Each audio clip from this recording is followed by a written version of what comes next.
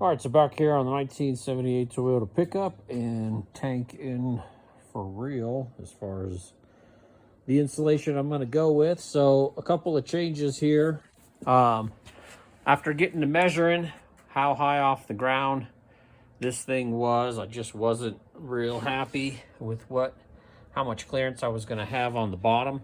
So I moved these cross members. They were underneath it, and I moved them to be flush. So this means the top part here is flush with the frame.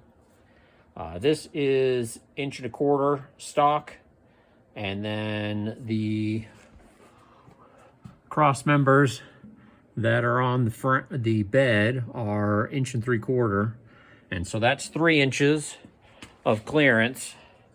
And so I feel pretty good about that. So where I'm going to end up taking it up would be the fittings on here. So they'll come up. These are 10 AN fittings, and I measured this from the bottom here to the top is 3/4 inch.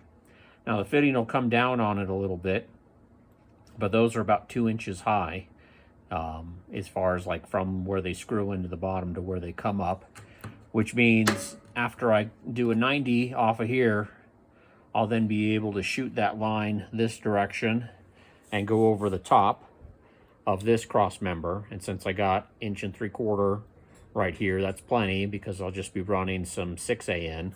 So these are 10, and for my purposes I only need to run 6, so I'll be coming up 90 and then immediately go to an adapter that's going to reduce it from 10 to 6, and then I'll run line from here down.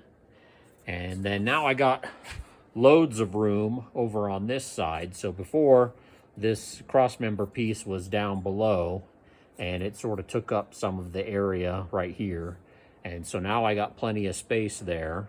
As far as like how I'm going to tie in, I don't know yet. I'll probably run another 90 right here. That'll hook into hardline. And so then I'll run hardline along the frame rail and not run that the regular soft AN lines. I don't have quite enough of it, and so I got 20 feet, and I measured from, where the tank is here to the frame, and then all the way to the front of the engine. And I'd need more like 30 feet in order to get everything done. And I don't really like the idea of running soft line all along there, so I'm going to run hard line. And like I said, I'll be 90 off of here, reducer, and then some sort of fitting situation here to be able to go back 90 along the frame rail and then hook into hardline.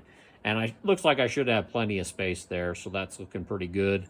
I also ended up welding the bottom of this all thread to that square tube, so I didn't have so much hardware. So instead of running hardware top and bottom and having to hold it in place and all that other nonsense in order to tighten it down, those are all welded in place now, so that's good. Just threw a lick of paint across all the new cross members and the bare metal that I had all over here. Again, not trying to be perfect at this point, just trying to protect some of the bare metal that I just finished, just to get a lick of paint on them temporarily.